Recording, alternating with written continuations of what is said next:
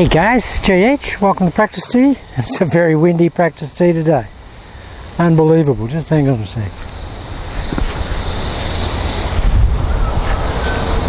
It's about 50 k's, guys, straight into us today. Go this way. And guys, I'm on the injured list. I've got a really badly torn calf muscle, so I don't know how I'm going to be able to swing, but I've been a little stir crazy laid up for a few days, not been able to hit some balls, so I thought I'll come out and try it anyway. So I'll probably do a lot more talking today than I will hitting balls. I'll just turn a bit disorganised, guys.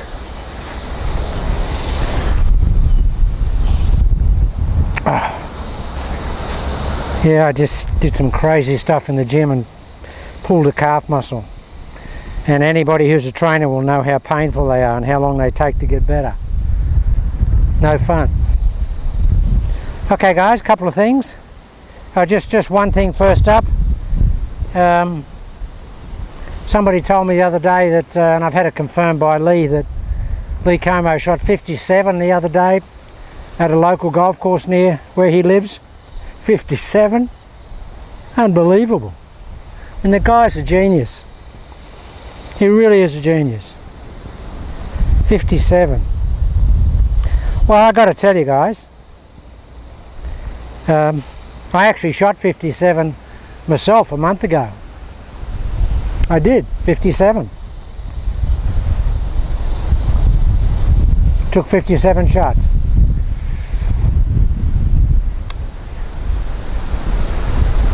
We were actually on the 16th hole, ready to tee off, and there was a big thunderstorm and lightning and everything, so we quit. But up to then I shot 57. I just had 3 holes to play. A little bit different to Lee's, but that's amazing, 57. As I say, the guy's a genius. Good on you, Captain Como. That's fantastic. Okay guys, just some stuff with Davinci. Okay, one of the things that's really important, and we really do, and I haven't emphasised it enough, and that is that when we're firing, when we've got our finger fire and our wrist fire, the whole idea is to really get it moving with that. I mean, I don't believe that we really give enough commitment to get the club moving early with that action. You know, I mean, from there. I mean, when we get it to hit, bang!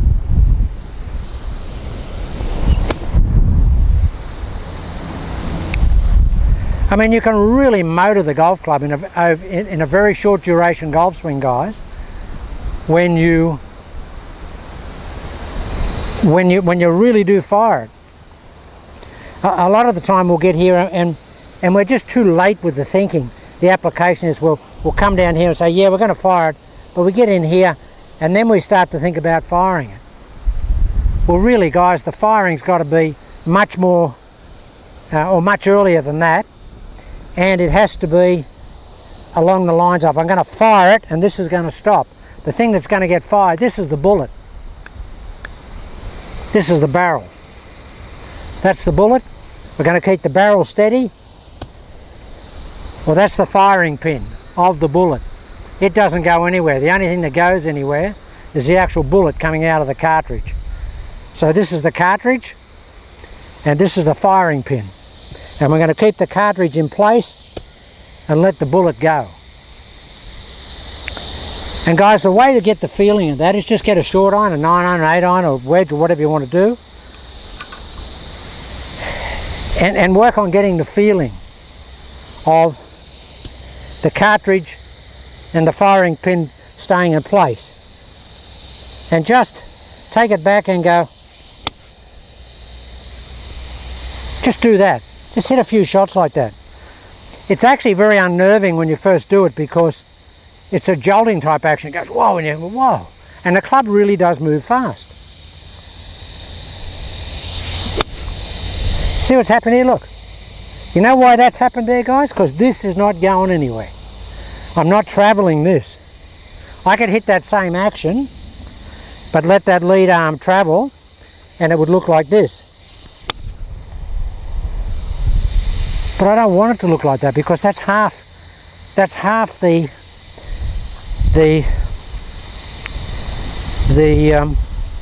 potential energy of that shot. Because as soon as we travel this lead arm, this is the forward fulcrum of the golf swing, guys. This is the rear fulcrum, and this is the forward fulcrum of the arc. There's a big arc and a small arc, and this is the forward fulcrum of the little arc. Now we've got to get this feeling here. We've got to get the top end of the grip going really fast. How do we do that? You do that. How would you get this moving fast? You can't get it moving fast doing that, because it doesn't move fast doing that. Why do we want it to move fast, JH? Because the faster that moves, guys, the faster that'll move. The more I get this coming back at me, the quicker this will go at that golf ball. That's the reality of parametric acceleration. So just get here, get your connection here, get your gunslinger, and just hit a couple little ones like this. Look at that. I mean, that shows you, if you can keep that lead hand in place there and get that look about you, that shows that you fired that trail hand in that fashion. Now that's gone a long way. That's really got a surprising distance how much power you can develop out of that shot.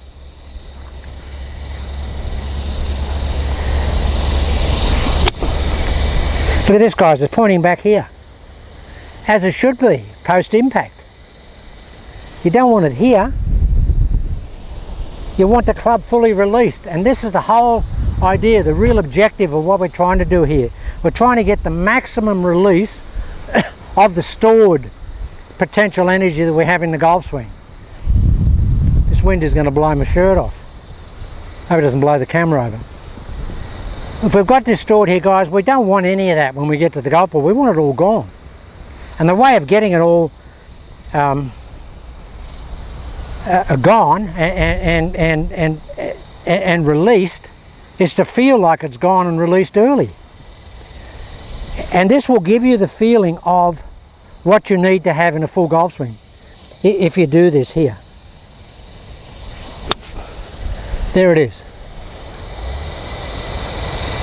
The whole idea, guys, is to kill this. We don't want this traveling. We want that stationary, and this still in that shut down position. Now as soon as that force moves that way, this comes back here, pushes me this way. That's how I'm going to get the rear drive against the forward drive. The forward drive with the club head against the rear drive and the buttressing of the body. I hope this wind is not playing havoc with the audio. I've got a new microphone, so it should be better. But you know, 50 k's is very hard on any microphone. So guys, we're just going to really move this handle quick. See, that's still there. Look, if I turn around, that's still here. It's still inside my shoulder. It hasn't gone over here. Now you'll get it going over there in a full golf swing because there's more velocity and you've created more escape velocity. Just the mass moving at extra speed is going to pull away the connection that you had at address. I mean, that's just elementary force in action and in operation. I mean, you can't resist that.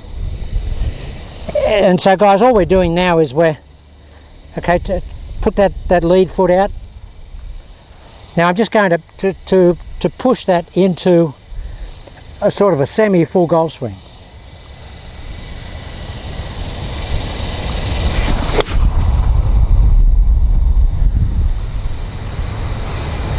I got the shaft coming back towards me, guys. Just work on that. Don't think about anything else. If you think you want it coming back here, it means that the club head has got to go out to the ball, clearly. Like that. That's fantastic. So I got that, and now that's killing my calf. I'm going to look very scratchy today, guys. But in a lot of ways I can't, I certainly can't drive rotate. I can actually do that a little bit. So, here. There it is, guys. Look, both feet down. I've got to get some more rear drive out of that front leg. I mean, you can play with that. You can play with that on any golf course because that ball goes dead straight. Absolutely dead flush straight.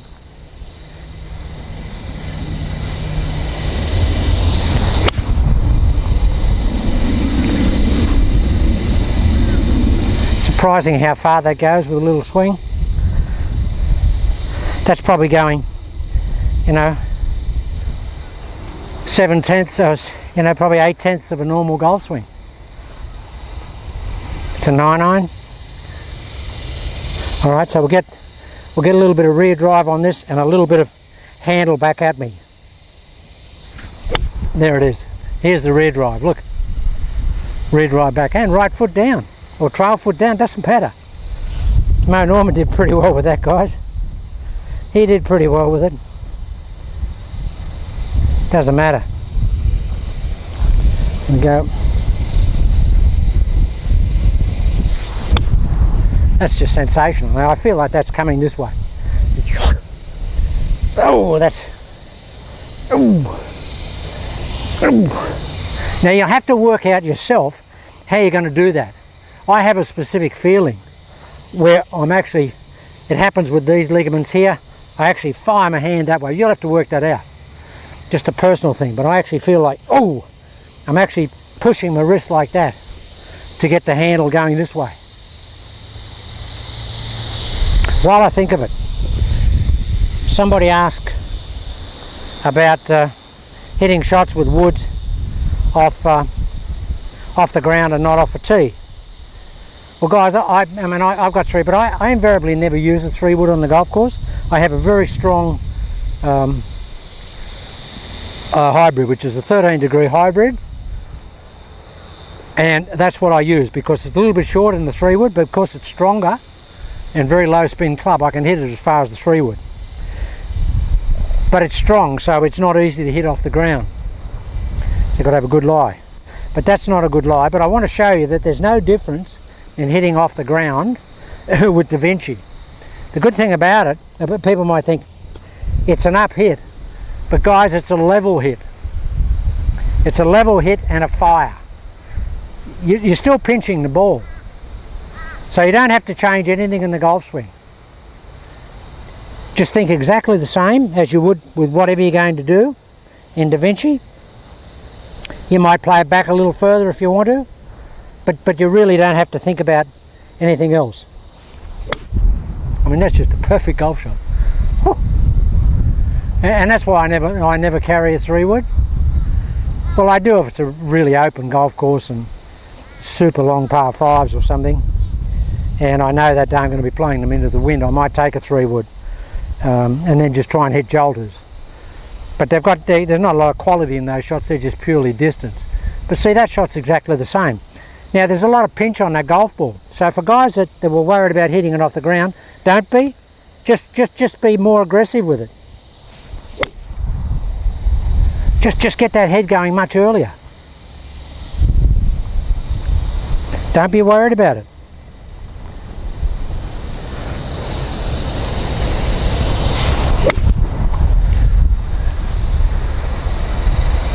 So hit that like feels like a 4-iron type shot. But there's no difference, guys. You don't have to modify the swing to hit it off the ground as opposed to a tee. Okay, on a tee I deliberately hit it up because you're afforded that privilege and that facility because it's teed up, so you might as well hit up on it. I'm still actually going up that way. I'm still firing up the line as I would with a softball pitch. Okay, hit a full shot.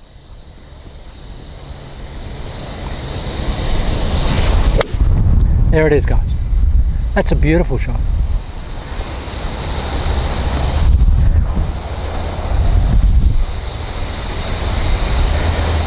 Someone asked for a couple of shots over the camera.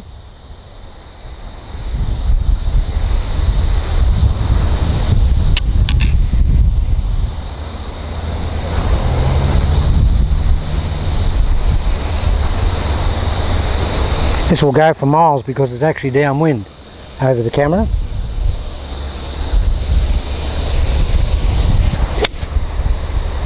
See how the club's here, guys? Hasn't rolled over around here. And that shoulder's still up. That shoulder's still up, closed and corralled. And that little channel that we want to operate in is still there because it's in front of the lead shoulder.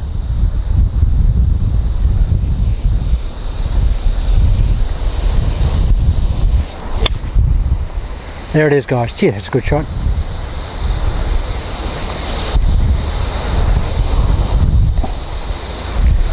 Really nice golf shot. Now, I put the camera down low, especially for this, because, I mean, that's going right over the camera. If it was normal height, it'd just knock it completely out of the ground.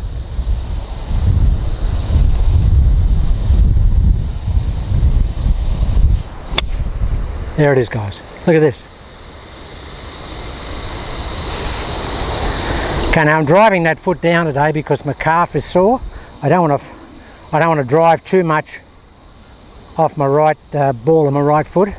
But that doesn't hurt because it's actually quite nice to get into this position when you hit the ball. Nothing wrong with that.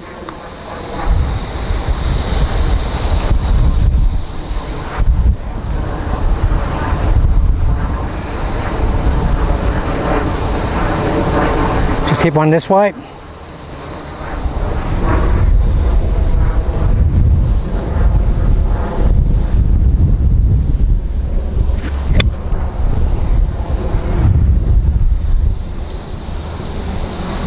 Guys, that's unbelievable.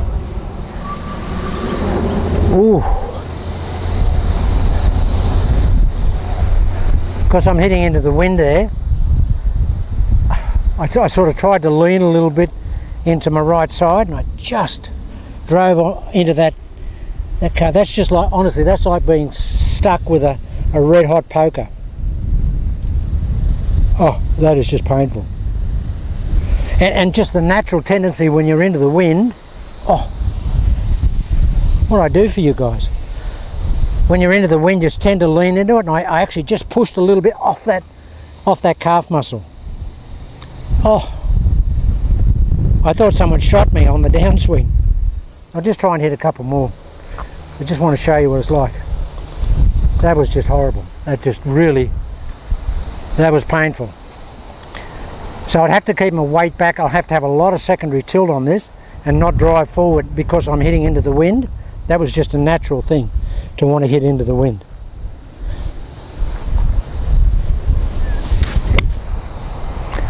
Now I've stayed back here. Where I come up here, guys, to do the videos is about 400 metres from my car. So I don't know how I'm going to be able to walk back there.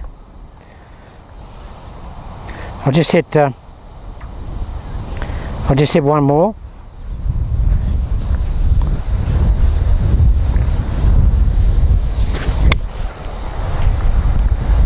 Just perfect. Oh, guys, that really is bad. Oh, my goodness. I'm in agony. I'm just going to have a break, guys, and sit down. I've got a couple of other things I want to talk to you about, so I'll come back up on the next video. I'll just sit down a little bit and get off it, and then I'll come back and do another, and we'll go through a couple of other points. If any of you have ever had a calf injury, guys, you'll know what it's like. It's just brutal. Of all the muscle injuries I've had over the years, the calf was always the worst, and they used to take long, but that really killed me there. Okay, guys, I'll just take a break and I'll come back and we'll try and do some more if I can recover. Oh.